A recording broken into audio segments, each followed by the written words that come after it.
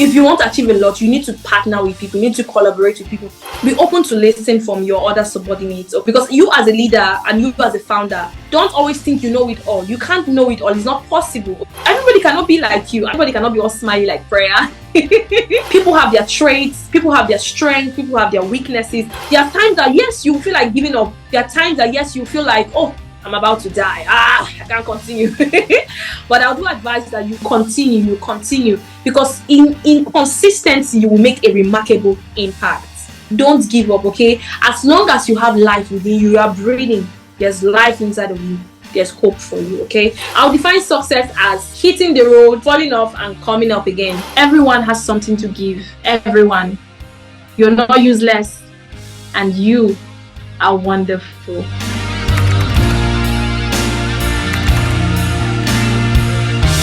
I am your host, Gaurav Garg, and it is our distinct privilege to introduce our esteemed guest today, a true force for positive change and beacon of hope for countries' lives around the world. Join us in welcoming the remarkable Prayer Nwagboso Ikegwuonu. Prayer is a seasoned humanitarian aid worker and the founder and CEO of Naza Agape Foundation. Her unwavering commitment to global impact has led her to lead a dedicated team of 500 volunteers, transforming the life of 18,000 individuals worldwide. Her mission aligns closely with United Nations Sustainable Development Goals, addressing crucial issues such as poverty eradication, hunger alleviation, and the promotion of equality education. With a diverse skill set that span human resource management, public speaking, and advocacy, Prayer is on a relentless quest to build a better world. Beyond her foundation, she actively participates in programs like the Young Women Leader Program, advocating for women's empowerment, and serves as Cabinet Minister for Public of Women, a borderless digital state committed to gender equality. Additionally, she co-founded Girlified, a company dedicated to reducing plastic pollution through eco-friendly sanitary pads. Prayer Humanitarian spirits known no bounds. She has volunteered in various community initiatives, donated books to schools, and served as an ambassador for Global Goodwill Ambassador. Her leadership is a source of inspiration, paving the way for meaningful change and transformation. Without further ado, let's dive into incredible journey, work, and vision of Prayer. Welcome, Prayer, to our show, Amazing Mentor. Thank you so much. I'm super excited to be here. I send you so much love from Nigeria down to India and to everyone all over the world that is watching this. I'm so excited. Thank you. Tell us about any fond childhood memory that influenced your path in life. One of the very most childhood experience or memories for me is growing up seeing my dad, my parents, my mom and my dad, who are philanthropists, helping people, especially children that have no father or mother, like orphans, widows, seeing them through school, helping them out. Most times during Christmas period or festive season, we don't stay alone. We always have people all around us. So I just grew up with the mindset of helping people because I grew up seeing my parents doing the same. That was one of the amazing childhood experiences for me, actually. So apart from your parents, was there any role model that inspired your commitment to humanitarian work? Mother Teresa, I read of her story and how she was so inspiring. Nelson Mandela, all these great men and women of history and what they did in their time and how they were able to help humanity despite the odds and the sacrifices they made in life. These things inspired me. And then also growing up in Plateau State, I got to see how people were affected by crisis, people that had no help or had no support, and how they were able to, how life was quite challenging. So that really spurred my mind to make a difference. I remember vividly when I was in secondary school and even before I entered into the higher institution, that's the university, I would go to orphanage homes, take care of children. I didn't know it's going to lead me towards this path of having an NGO and having a social impact. So were there any family tradition or culture influences during your upbringing that contributed to your commitment to helping others? My parents usually have this ritual of helping people during the festive seasons, especially Christmas period, because I'm a Christian. And these experiences, I always look forward to Christmas because there are also going to be a lot of people, family members coming together from different parts of the country, sharing gifts, helping each other. Most times, whenever we will always gather our clothes together, neatly used clothes. Sometimes we go and buy new clothes sets. We get foodstuff, bags of rice, condiments, and different foodstuffs. We just get to give to people. Our house was always a door for people to always come in. It was a ritual, a consistent thing that we're always in, even up to now. So these things influenced me greatly to be a giver. And most times my dad and my mom, they will just be helping total strangers, especially during festive seasons and special periods in the year. Yeah, so these things actually influenced me. I grew up seeing my parents very great givers. They always loved people, humanity and everything. So that also influenced me a lot. Yes. What were your favorite childhood hobbies and activities? My favorite childhood hobbies and activities. Plugging fruit from the mango tree. Okay, but I would like to share that I never climbed the tree. Actually, my elder brother and my elder sister, because we are 5, I'm the middle child. I have an elder sister and an elder brother. I have a younger sister and a younger brother. So as of then, we're just 3. So then I was like the last born. So my elder sister and my elder brother, we climbed the mango tree and be plugging all the mangoes while I'll be down watching and gardening the mangoes because I was always very, very scared to climb the tree. That was a very remarkable memory for me. Another remarkable memory for me was singing under the mango tree. I love to sing a lot. So I and my younger sister will go to the mango tree. I will be singing. So one day we were singing so much, and she told me she saw so many stars around my face. I was looking so beautiful, and I was so happy. And these memories were really, really nice. So what about your school and university type memory? Any notorious activity that you have done in your schooling or university time? Yes, a lot. Okay, so for secondary school, I had wonderful memories, beautiful ones. Memories whereby we take up leadership initiative. I was always being given leadership positions because I always had that desire to help people. So most times, I remember in a particular secondary school I was in, whenever a new student comes to the class, I was always happy to help them to copy their notes. I was just so happy, and they'll be asking me, are they paying me? I'll say, no, they don't pay me. I just want to help out, that kind of thing. Then in the university period, I schooled in Covenant University in Ogun State in Nigeria. Yeah, so I did my 100 level to my final year. I studied mass communication. So during my time in school, I occupied various leadership positions, from being a floor representative of a particular hall. I became a hall rep. And that period of time, we came out with different initiatives to help younger students to stand out in school, having tutorials, having things called Project Give Back to the Society. We helped the 100 level student because then I was in 200 level. Then in my 3rd year, I became the welfare secretary for Covenant University Student Council. And that period of time, we came up with a very remarkable initiative, and that got started from our predecessors, which is called the I Respond campaign. So the I Respond campaign is a process whereby students of Covenant University will respond to the needs of other students, thereby helping them up. So we had like a donation box where people will come and drop some donations to support those students that couldn't further fully pay their school fees, those that had feeding challenges and all the stuff. I was spearheading as part the welfare secretary female for the Student Council of Covenant University. It was so remarkable. I will always wake up very early to come around to help students, to sort out books, sort out clothes, give them a lot of welfare packages then. Then in my final year, that's 400 level mass communication, I became the vice chair female Student Council. You can also liken it to the vice president of the Student Council of Covenant University. Then I hosted a very big event which is called the Proverbs 31 Woman Conference, where we had amazing people come to speak to us from all walks of life. People like T.Y. Bello, who is now my amazing mentor. We had Laju Iren, the amazing woman of God of CCI. We had people like Kemi Onabanjo, who happens to be the Covenant University alumni president. We had people like Joyce Oyedepo, amazing people, amazing women doing amazing things. And we're able to groom ladies to discover their purpose, number one, to become all that God wants them to be, and also to find connections, okay, and connecting them with entrepreneurship opportunities and a lot. So these were very wonderful memories for me, honestly, that I hold dearly to my heart. And I will not trade it for anything. So every journey has its challenges. Can you share some of the initial obstacles you encountered when you first started your career as a humanitarian sector?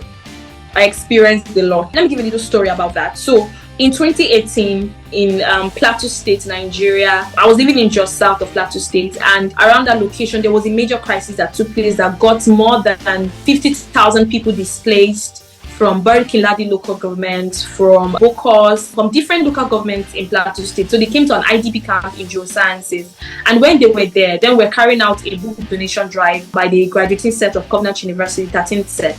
So when we saw those things happening, we're so excited. I mean, first of all, we're really concerned about them being displaced, and we wanted to help out. Little do we know that we're going to start something like the humanitarian work we're doing right now. And one of the first challenges we experienced was in the IDP camp, we had more than 500 children at the camp. So we and the Red Cross team members, we were helping out from, that's Naza Agape Foundation and the Red Cross team members. We're coming around consistently to help the children. The Red Cross was focusing on their hygiene and their health, ensuring that they are safe in the camp. While we, Naza Agape Foundation, we're focusing on teaching them. They became very, very idle in the camp. So they were doing nothing at all.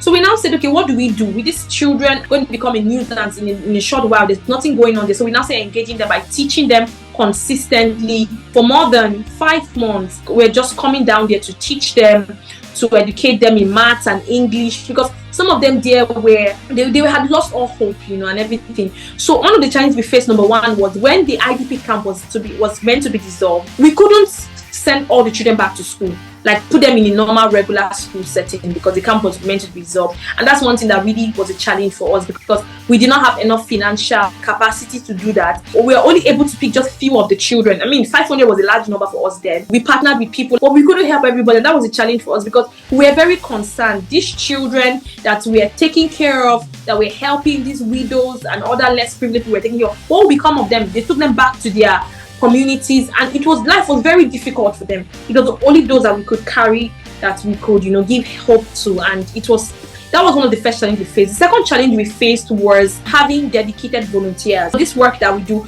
most times people expect, you wouldn't blame them, they expect to get paid for it, but because we were at a very building level, we're still coming up, we couldn't pay them, and some of them were not so dedicated to the end, although we got to recruit more members. Another challenge again that we faced was collaboration. If you want to achieve a lot, you need to partner with people, you need to collaborate with people. Most times people did not want to collaborate with us because they felt they wanted to have all the glory and things to themselves, basically. So we're like looking for partnership. It was very, very challenging. And that challenge we faced was when we were registering the Naza Agape Foundation. It was very, very challenging. Honestly, it was really, really challenging, both financially and to run around to get all the documentation. It was very, very stressful. But at the end of the day, we're able to overcome all these things, okay? We're able to overcome them. So were there any moment of self-doubt or uncertainty in early stage of your career, and how did you overcome them? Yes, there were. In fact, so many. The first one was I did not have much experience in the humanitarian sector because I studied mass communication from Covenant University. So at some point, I actually asked myself, am I really doing the right thing? I had to, first of all, start looking for mentors.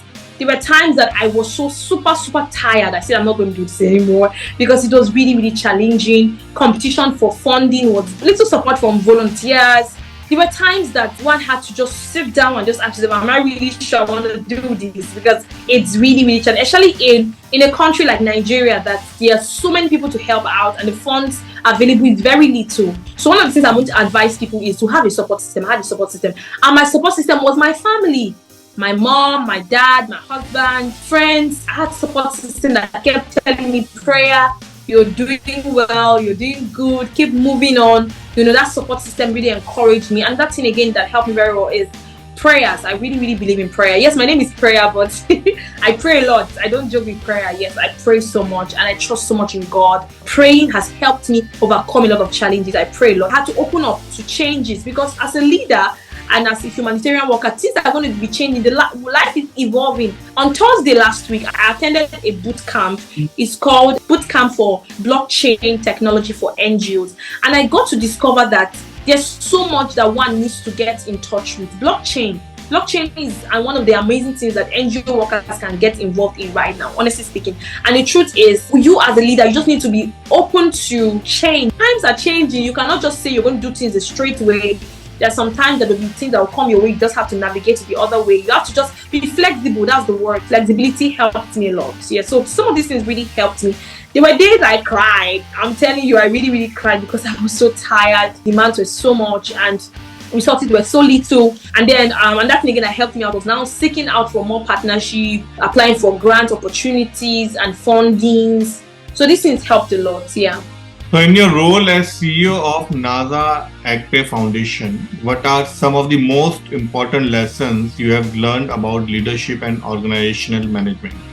One of the things I've learned as a leader in Naza Agape Foundation is, number one, be open to listen from your other subordinates, okay? Because you as a leader and you as a founder, if you are autocratic and you are bossy and you feel you know it all, the truth is that you're not going to go so far. You need to be open to listen to people that are working with you because you are a team and you're all working towards one goal, okay? So it is very, very important that you get to listen. Don't always think you know it all. You can't know it all. It's not possible. They may have better ideas than you. They may have better suggestions than you. But there's sometimes that they will give some ideas. You should not shave everything off. If they notice that you're a bossy leader and you're very autocratic, no one will want to talk to you. Don't be bossy. Don't be autocratic. Be flexible to hear people's opinion and then pick them, okay? And that's thing again I've learned as a leader is to accommodate everybody. The truth is that as a leader, you're going to meet people from different walks of life. People with different character traits, people with different mindsets, people with different perceptions. So you need to know how to balance everything as a leader. Very, very important. There was a time I was working with a certain leader in Naza Agape Foundation in Plateau State, and he's so bossy. He can be so rude. I'm telling you the truth, he can be a lot. But after I got to study the kind of person he was, I just knew how to work with him. Because everybody cannot be like you. Everybody cannot be all smiley like Prayer. People have their traits, people have their strengths, people have their weaknesses. One of the mistakes again was that I trusted people openly. I just felt, oh, everybody's good. You're so nice. So I trusted so much a lot. And then a lot of people disappointed me, broke that trust. So before you give people leadership position or some opportunities, I would advise that you take out some time to get to understand them, get to observe them, to be very sure that they buy into the vision and mission of your organization, to be very sure that they are not sent as spies to you and that they are really for you before you give them some level of trust and open up to them basically. Yes. Then another thing again I've learned is to be be open to change. Yes. As I said, times are changing. Be open to change. Don't be too rigid. Be open to change. Things can come up that can change your mindset or things that are evolving around. And then again, most importantly, have mentors. Have mentors. Have mentors. Read wide. Read wide. Read wide. You need to read to be on top of your game. And then use social media. As a leader, social media is one of the most effective platforms that really helped the Naza Agape Foundation and even helped me as an individual to reach out to a lot of people. Like today, I'm getting interviewed from an amazing personality all the way from India. That's the use of social media. Yes. So make use of social media as a leader. Be open to change, and this will help you. Yeah. Thank you. So you have worked with diverse team of volunteers across different countries. Can you share some insight into managing and leading a global team effectively? Yes, at Naza Agape Foundation, we have volunteers from different parts of the world. We are from Nepal, we are from Pakistan, we are from Ghana, we are from Cyprus, we are from Malawi, we have from Nigeria. Study every culture. You need to understand them, because if you bring your own mindset from your own country into their own country, it will not work. So you need to be versatile. You need to read well. You need to, as I said in the things I learned as a leader, is to read. You need to read. You need to know, okay, what is happening in this country? What is obtainable? How best can we apply these things in this country? Because every country and every state is unique. And if you bring in your own ideas from your own culture of other people, it wouldn't work. So these things have helped me to be able to be flexible with a lot of volunteers from different parts of the world that we have in the Naza Agape Foundation. So can you share a personal or professional accomplishment that you are especially proud of, and what lesson did you take away from that experience? I've had a lot of accomplishments that I'm really proud of, and there are so many. I pray I remember everything. But number one that I'm proud of is being the founder and the CEO of Naza Agape Foundation, and the ability to impact over 15,000 lives across the globe by impacting children and women with quality education, good welfare, entrepreneurship, and an enabling environment. I'm very proud of the accomplishment of being a co-founder of Girlified Limited, which is an eco-friendly sanitary pad that helps the environment and also is cost-effective. And then I'm also very proud of the fact that I'm a cabinet minister with the Republic of Women, and I'm also taking up a position as a global representative of Republic of Women in Nigeria and in Africa. Okay, so at the Republic of Women, we are the first borderless society that incorporates women from all over the world with the accomplishment to ensure that we fight for equity, we fight for women's rights, and ensure that we create an amazing environment. Okay, so during the COVID period, women came all over. How can they help women all over the world? And they now came to form a first borderless state where women can come all over the world to provide solutions and see how we can make the world a better place, okay? And then through that, I've gotten several recognition and awards, from getting Beauty of the SDG goals, international recognition by the Republic of Women and United Nations, my work as a humanitarian. This year, in the month of March 2023, I got an award from the Nigerian magazine for my social impact I'm making. And then also, I'm very proud of the fact that I've also learned to grow and expand my capacity. I'm presently a member of the Forbes, so I'm very proud of those accomplishments and several other accomplishments that I've had. And then the lessons I've learned from it is commitment, okay, and consistency. The truth is, when you get to start this humanitarian work, because of the challenges attached, especially if you are in Africa, you're from the African side, there are a lot of challenges to it. Number one is funding. Number two is sometimes you don't get enough collaboration as is needed. There's a tendency towards you wanting to either give up or to stop what you're doing, okay? But what I would advise you is to be consistent. Consistency is the key.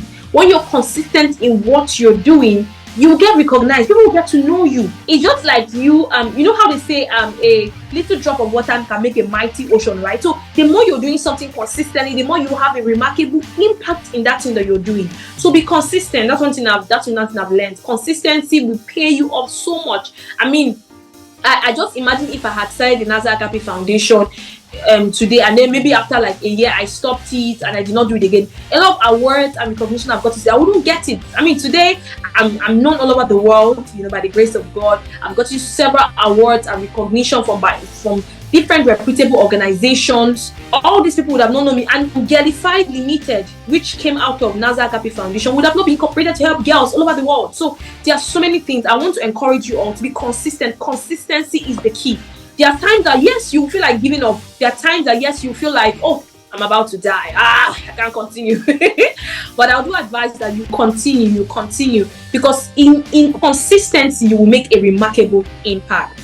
So can you talk more about your eco-friendly sanitary pads and how are they different from the pads which are generally available in the market? Girlified sanitary pad is an eco-friendly sanitary pad that is cost-effective and it's eco-friendly. So these sanitary pads are made from banana fiber, locally processed cotton, and cassava starch. In the conventional sanitary pads, they have some elements of plastics in them, okay? Some of the layers that they use to make the sanitary pad have plastic in them, and this plastic take a long time. In fact, sometimes it takes more than 100 years, sometimes 1,000 years to biodegrade. Okay, so it takes a long time to degrade, thereby causing plastic pollution in the environment. And if you get to see, one of the problems that we're facing in society is plastic pollution. It's a serious challenge. Okay, so we now said, what is the better way we can help more girls, number one, go to school, help more girls have something that is effective, help more girls help the environment as well, because the environment they live in, if they take good care of the environment will, they'll be very happy and flourish well, right? So we now said, okay, why don't we come up with the idea of generating or creating eco-friendly sanitary pads that are, number one, cost effective. Our sanitary pads are way cheaper than the regular conventional sanitary pad because they are made from banana fiber. Okay, so banana fiber is easily affordable. It's very easy to get. And that's because most times when farmers go to the farm, they stem and everything, they get to the fiber, they get to leave it out. In fact, more like useless to the farmers. We have had more than 5,000 girls make use of it, and they have enjoyed using it. Both those with heavy flow and medium flow, everyone, it is affordable for them. And because it's made from flanella fiber and locally processed cotton and cassava starch, it's cheaper. It's cheaper than the conventional parts. Okay, so aside from them contributing to making the environment safer, we are also helping girls afford more pads, because one of the problems that Africans are facing is period poverty. You get to see that a girl who's on her period and she cannot afford regular sanitary pad. It's a problem. Yes, it's a real problem. You get to see how some of these girls, they get to use very dirty clothes for their periods, which is going to cause them infection, health challenges, and also the conventional sanitary pads are very expensive. You go to the market right now in Nigeria, a regular sanitary pad, you can get it between 1,000 naira to 1,500. But our own sanitary pads are way cheaper, within 700 naira. In fact, depending on the package you're going for, some of our package can be between 500 to 600 thereabout. So it is very cheap. You get to save costs, and then it's also friendly to the environment as well. Yes, because we are driving towards having an environment that has at least a minimum or a lower plastic pollution. Yes, plastic pollution. We want to reduce it to the barest minimum. So what do you believe are the key qualities that contribute to success in any field? Dedication. You need to be dedicated no matter the field. Whether you're a humanitarian, whether you are any professional, whether you're an entrepreneur, you need to be dedicated to what you're doing, because dedication will make you stand out. Okay. Secondly, consistency. I spoke about that earlier. You need to be consistent in what you're doing. Okay, not that today you are doing humanitarian, tomorrow you are doing that one, you're doing this one. No, nobody will know you with that. Let people know you with a name. Let people know you with something. Be consistent at it. Okay, and that's again that can help you very well is working smart. Be a smart worker. Hard working is good, but be smart. Be smart about it. Okay, be very, very smart. Okay, and that's again that's going to help you in any field of life, in whatever it is you're doing, is to have mentors. Have a mentor. God, have mentors. I can't overemphasize it, because mentors will help you go further. Okay, mentors are like a stepping stone to something higher for you. Okay, so you're going to be standing on their shoulders, seeing ahead. You go bigger than them, you go farther than them, because they are going to use their own life experiences, their own struggles, their mistakes to guide you towards a better path in life. So have mentors. Okay, and that's something that's going to help you is have an inner circle. Have an inner circle, because there will be times you get overwhelmed, whether you are an entrepreneur, whether you are a leader, whether you are a social worker, a humanitarian, whatever work of life. There's sometimes you get physically exhausted. There's sometimes that the motivation may not even be there as you want it to be. But when you have your inner circle that will always talk to you, advise you, encourage you, be there for you, it will help you out. See, in this life, you cannot do it alone. No. Let me use the Nigerian tone. You know if you do at all, you need help. You need help. Honestly, you can't do it alone. So collaborate, join forces together. You can't do it. You can't. Okay, why do you think that most organizations that are doing big things are collaborating today? They come together to join forces. In the United Nations Sustainable Development Goals 17, it's called Partnership for the Goals. So you partner together. You cannot be alone. You can't. Do you know the challenges in this world? They are too much. You cannot do it alone. So our advice is that you collaborate, you join forces together, and then you make great changes. Okay, like for example, last year, May-June period, Naza Agape Foundation, we reached out to UNESCO Abuja regional office, and they co-funded one of our projects, which is the Youth Mobile Project. Okay, to teach girls on mobile skill and mobile application. Okay, so with that collaboration, we're able to reach out to more than 500 girls. Just imagine if Naza Agape Foundation did it alone. What would we have done? Nothing. In 2019, Naza Agape Foundation also partnered with UNESCO Abuja regional office during the Africa Code Week, right? So Africa Code Week is to teach girls on coding, computer skills, and computer literacy, right? And during that period of time, we reached out to more than 1,200 girls So you can imagine if we had done it alone. And most of the impact Naza Agape Foundation is making today is through collaboration. So you cannot do it alone. Collaborate. And just in case you're there listening to me, we're open for collaboration anywhere in the world. Partner with us. Yes, because we cannot do it alone. No man is an island. Okay, why do you think that when God made the world, you were left alone? No. People around you. That's why you have a mother, you have a father, you have a brother, you have a sister, you have friends, because you cannot do it alone. Collaborate. So can you share your favorite quote or saying that resonates with you and your approach to life? My favorite quote is, don't give up, don't give up. And consistency is the key. Don't give up. Consistency is the key. I'm saying this because there are times you want to give up. I don't know why I'm stressing on this, but I feel that somebody needs to hear this. There are times that you will be doing something and you want to get tired. Yes, you burn out. There are sometimes you just want to just stay cool and relax. But don't give up. Don't give up, okay? As long as you have life within you, you are breathing, there's life inside of you. There's hope for you, okay? So whoever it is you are from all over the world hearing my voice, I want to tell you that there's hope for you. There's hope for you. Don't give up, okay? Don't take your life. Don't have suicidal thoughts, because you're beautiful, you're wonderful just the way you are. So I would like to share a little story about my life with you guys, okay? So while growing up, I was trying to tell you guys earlier about not giving up, just hope for you, don't take your life. While growing up, right, when I was a really small girl, I passed through a high level of low self-esteem. I hated myself. I felt I was very ugly. I felt there was nothing good in me. I'm telling you the truth. Maybe because I had people around me that was telling me that.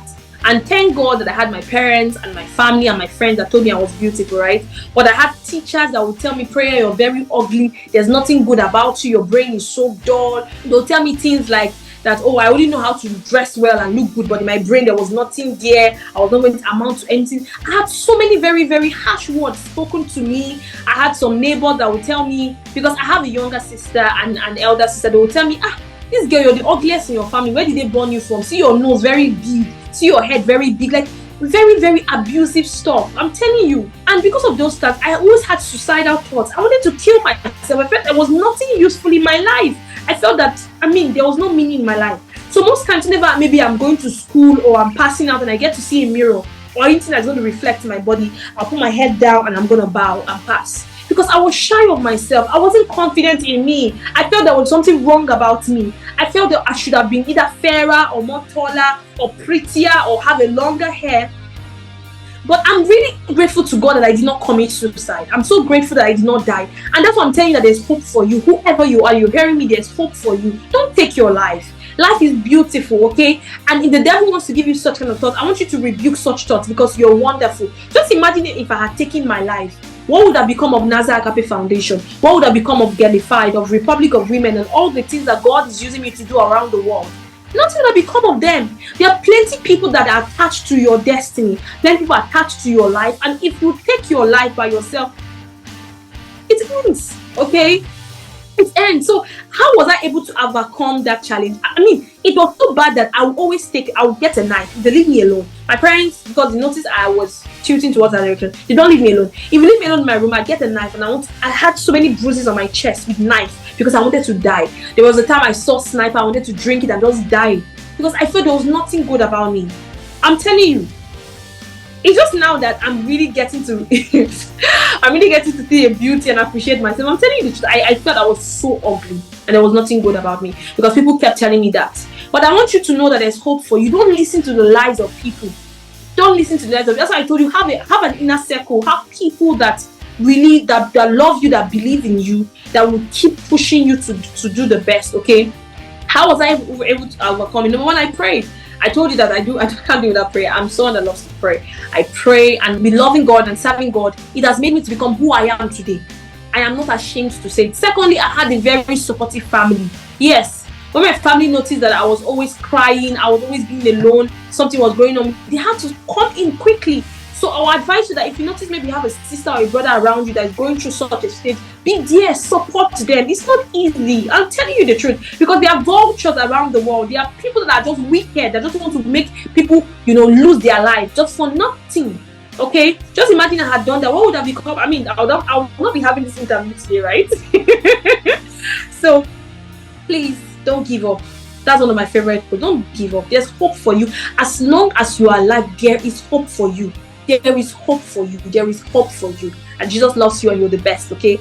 I want to tell you that you're beautiful and you are the best, okay? And that's again I think I faced again while growing up was I felt I was ugly, so I felt I was not beautiful. So when people tell me, Prayer, you look so fine, you look so beautiful, you look so good, I'll be saying, that's not true.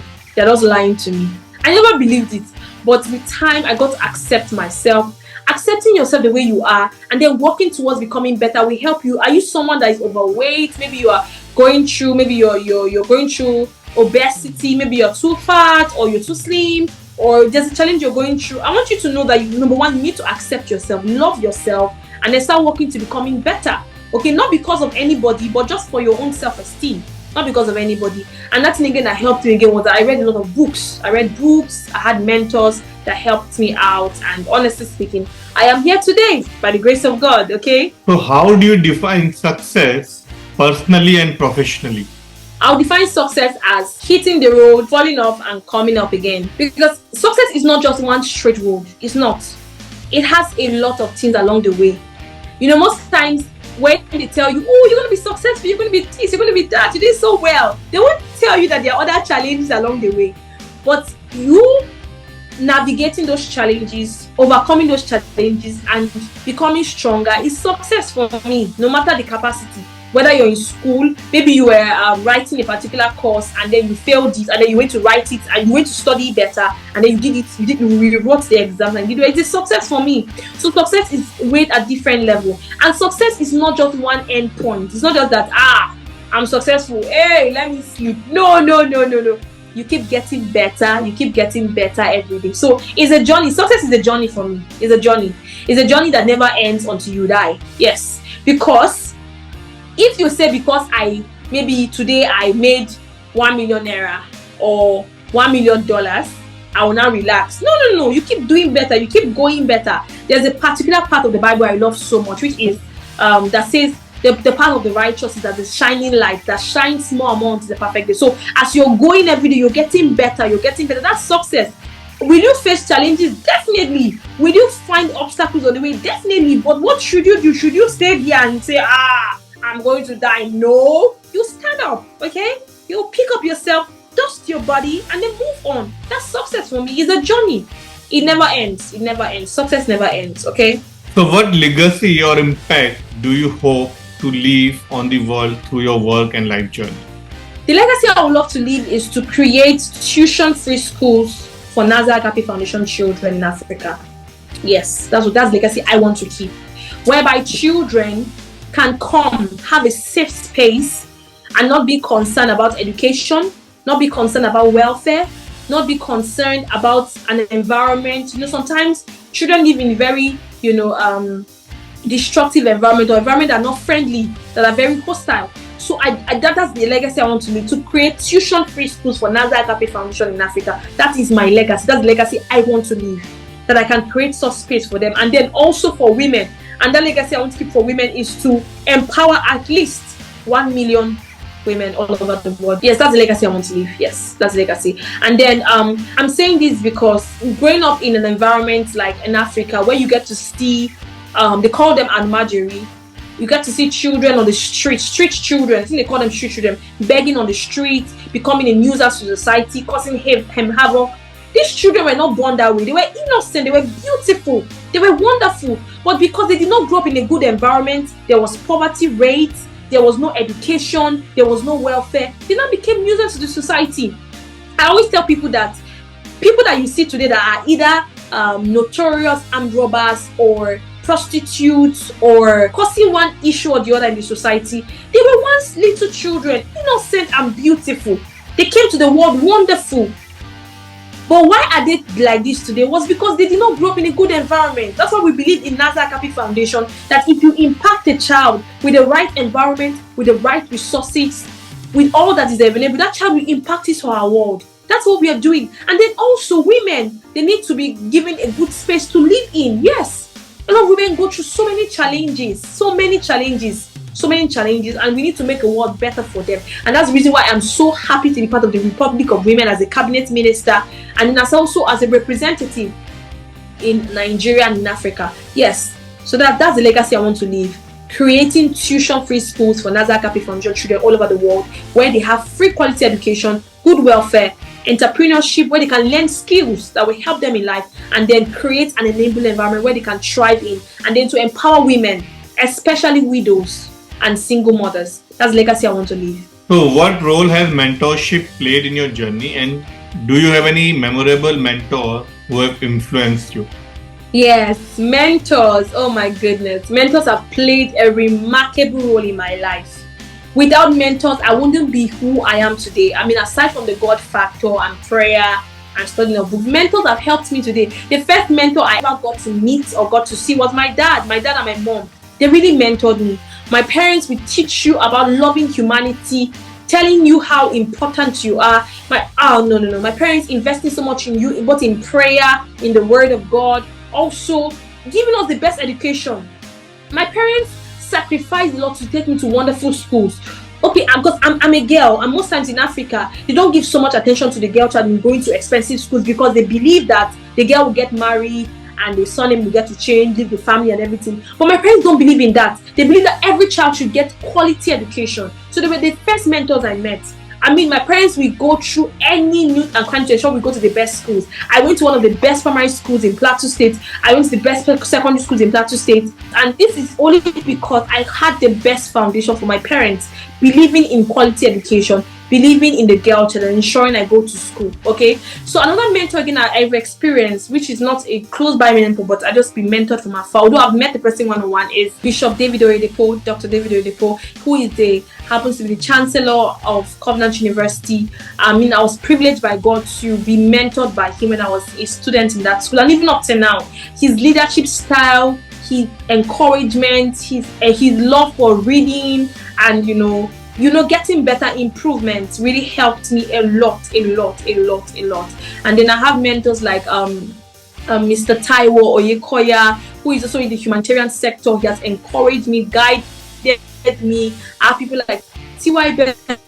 Bello, who's an amazing woman of God, a photographer, and a great musician also, that's helped me. I have people like Sawuke. I have people like Mr. Gimba that's helped me a lot. I have amazing mentors that have helped me. So mentorship have helped me in no small way, okay? They have mentored me to become who I am today. I have a lot. I have mentors, and then I also have mentors in different parts of life, in the music part, in academics, in health, finance. Amazing people that are really guiding one through. So you cannot do without a mentor. Mentorship is very, very important. So you have experience in various leadership roles, including as a cabinet minister for Republic of Women and as a co-founder for Girlified. How do you balance your responsibility across different organizations and roles? It's timing. That's number one. I set a lot of alarms because you need to work with time. And because, aside from having all these responsibilities, I'm also a mother. I have 3 amazing daughters. I'm a wife. So there's just a lot someone has to do. Okay, but timing, setting alarms, and then prioritizing what is important. The truth is that having these several responsibilities and roles requires that one has to be time conscious. One also has to be disciplined. It's not easy. You're going to make sacrifices, a huge one. In fact, that's one of the key points. You need to make sacrifices. As a young person, these days we live in a world whereby young people just want to become successful without paying the price. But the truth is that there's no great leader without a scar. Every leader that has made impact and is still making impact and touching lives has gone through a lot, has a scar that you see that you say, oh, this is what brought me here. Most times they don't get to look like what they've been through, but the truth is that they have scars. There's no star without a scar. That's what Bishop David Oyedepo usually say. There's no star without a scar. There's always a scar that's going to be imprinted in you consistently, right? Sacrifice has helped me focus. In fact, that's something I'm learning recently, because there's some times that a lot of things will be coming all around you. They are good.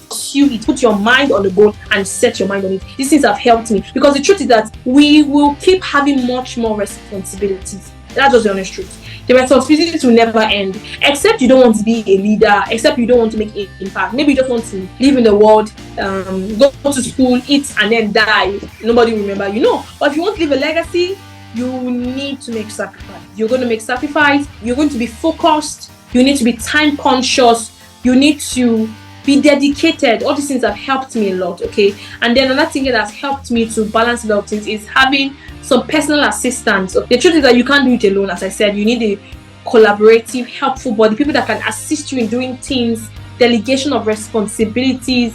Then sometimes I just say, okay, you help me do this, reply my email, do this, do that, and then the work is being done smoothly, okay? And then yes, I've been challenged. There have been so many challenges. There have been a lot. I keep saying this. I don't want to hide away from it. There have been challenges along the way. They have been, but we have been able to overcome it. I've been able to overcome it. It's not been easy navigating a lot. You're going to make so much. In fact, I think number one point you should keep in your notes that you're jotting down is sacrifice. You're going to make a huge sacrifice. A lot of things that people are doing, regular people are doing, jumping, laughing, playing, flexing around, partying everywhere. You're not going to do it if you're going to be a great leader, because you're going to have a lot of work to do. You're going to have a lot of work to do. But it's also very important that you learn how to balance it too, okay? Because there's some times that your body will need to rest. You need to rest and then continue. Yes. So what advice do you have for young individuals who aspire to make a positive impact in the world, but they feel that they would not be able to meet the challenge? I want to tell you that don't be afraid to fail. Yes, don't be afraid to fail. I have failed several times. I'm telling you the truth. When I started Naza Agape Foundation, there were some certain things we were doing, more like charitable initiative that we did that we failed. We did it woefully. We did not pass. It was terrible. It was shambles. But when it did not pass, we had to go back and check, okay, why did we fail? Why didn't we do it well? What happened? We now looked at those loopholes and then we made things better. And then today we are better off, okay? So don't be afraid to fail. You will fail at so many times, but as I told you earlier, don't stay there. Don't give up. Keep moving on, okay? Don't be afraid to fail. And then also, I want you to know that you need to think big, think wild, think the world. The world is at your palm, right? Think the world. Don't just think local. But it's important that you start small and then go big. Because the truth is that there's no dream or vision that you get to start today that you can start big. It's not possible. You have to start small and then from there begin to grow it, begin to expand it. Even if you're located in a local region or a very marginalized location, it doesn't matter where you're located. You need to think big, think very wide, think the world, okay, but start small and then you get to expand. So what qualities or skills do you believe are essential for young people entering the field of humanitarian work? Okay, know how to do things. Learn skills. Skills will help you very well. And that's something that's going to help you in the sector is also be social media savvy. Yes, social media savvy. Social media has helped Naza Agape Foundation and even myself personally to reach a lot of people all over the world. Social media is very important. Yes, social media has their own limitations and challenges and disadvantages, but the advantages outweigh the disadvantages. It depends on how you make use of it. But as a young person, and you may be saying, oh, I don't have the money or I don't have the devices, but you have a phone.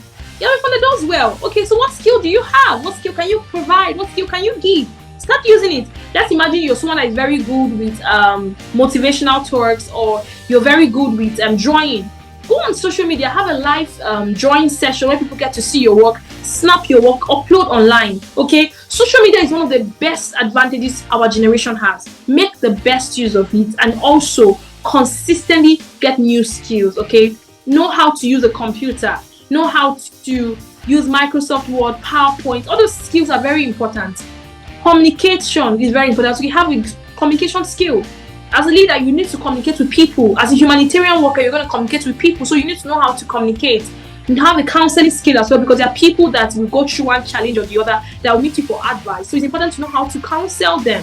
So these skills are very, very, very important. They will help you a lot. They will. They helped me very well and they will help you too. Okay? So if you could offer one piece of advice to your younger self, what would that be? Prayer, go for it. That piece of advice is what I would tell myself. Prayer, go for it. I remember there was a time I got an opportunity to travel for an international conference in Dubai this year. Yes, in February. But I didn't go. Yes, I missed the opportunity and it pains me to today. I didn't go not because I didn't want to go, but because I was having a little baby I was nursing. And obviously I could actually have weaned her at that time because she was big enough. And then also that period of time also, I was shy. So go for it. That's what I would advise my younger self. Prayer, go for it. There's so many people that I would have met or have interacted with, but because I was timid, I couldn't go for it. So what I would advise my younger self is to go for it. You've got to go for it, Prayer. Thank you. So now we will start a rapid round. Okay. So if you need to choose one, what would that be? Hope or action? Hope. Innovation or tradition? Innovation. Your favorite travel destination? Australia. I want to travel there. Anyone that is hearing me and you can take me to Australia, I really want to go there. So what is your favorite country you have worked for so far and why? I'll say Ghana. Because I really like their culture and their willingness to learn and accommodate other cultures. Yes, so I'll say Ghana.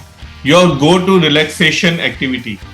Strolling, listening to music and singing. I love to sing. Yeah. Your most inspiring book you have read? The most inspiring book I've read is The Power of the Mind. The Power of the Mind. So one word that describes your leadership style? Collaborative. I believe in collaboration. Yeah. So at last, one line that defines you? Everyone has something to give. Everyone. You're not useless. And you are wonderful. So as we draw this enlightening conversation to a close, we want to express our heartless gratitude to Prayer for gracing us with his presence today. Her story is a testament to the power of dedication, compassion, and relentless pursuit in a better world. Prayer works both through Naza Agape Foundation and her numerous other initiatives is a shining example of how one person can make a profound impact on the lives of many. Her advocacy for women's empowerment, commitment to education, and tireless efforts to combat poverty and hunger are inspiring and humbling. We hope that today's discussion has ignited a spark within each of us to contribute to positive change in our own communities and beyond. Let's remember the valuable lessons we have learned from Prayer's journey and apply them to create a brighter, more compassionate world. Thank you, Prayer, for sharing your insight, passion, and vision with us today. Your legacy of compassion and action will continue to inspire generations to come. Thank you very much for your precious time. Thank you. Namaste. Thank you. Namaste.